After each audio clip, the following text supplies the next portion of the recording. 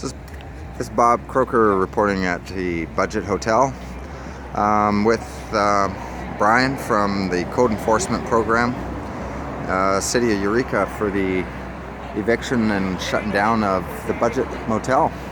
Can you tell me how it went today? So far it's going pretty smooth. We haven't had any incidents. They haven't had to arrest anybody. Okay.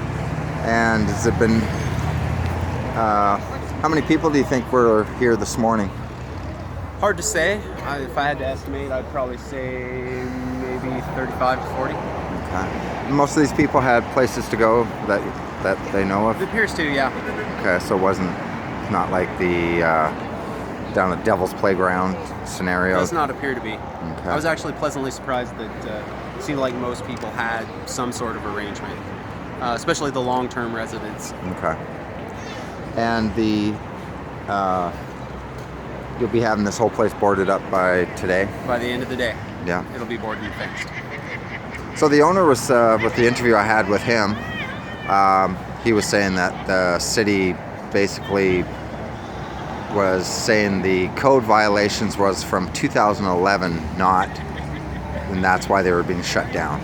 The code violations were specifically from 1 week ago, on September 13th. Okay.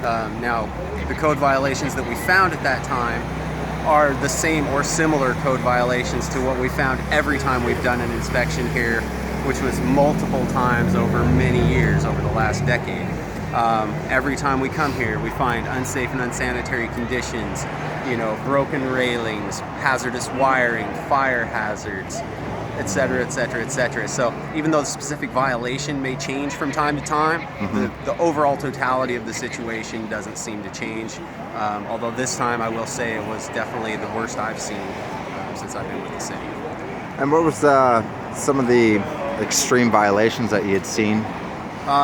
Ranging from unsafe and unsanitary conditions such as human excrement all over the floor, dog excrement all over the floor, broken windows, hazardous wiring. This whole section of the building was actually burned out twice, has never been repaired. They simply painted over all of the melted light fixtures and broken wiring and then moved people into the rooms. There's a lot of rotten structural elements. The building has just seen really severe neglect for many years and is unsafe and unsanitary, and at this point, is a danger not only to the occupants but to the community at large as a fire hazard. And you were mentioning before about you had sent at some point to do some cleanup behind the building and garbage being taken away, and the on-site managers had words with the city workers. What was that about? There was some of the local business owners had complained about the large amount of garbage that was being piled up by residents in the alley behind the Budget Motel. We sent over a temporary code enforcement worker who was working for us at the time. He was there taking pictures of it and was threatened by the manager's husband. The guy basically threatened to break his jaw if he took any more pictures. Subsequent to that, we sent over Recology to clean up the garbage on the taxpayer's dime, and they experienced the same thing and would not return to the site. Okay. And what was the reaction with the on-site managers that have now moved out today? They were one of the first ones apparently to leave the property. Your interactions with them with this whole... They wanted to deny all along that anything was wrong. They had no knowledge of any of the violations that were occurring here. Okay. So at this point... Which I will say their unit was one of the worst ones in the whole hotel. Their unit was the one with all of the human feces on the floor. So at this point, the city is boarding up. So you've contracted, the city has, to board up the place? Yes, sir. And the owner says he'll go ahead and do the repairs to the building and reopen it. But he says that you have to do it room by room, get the city to inspect it, and then go to the next room.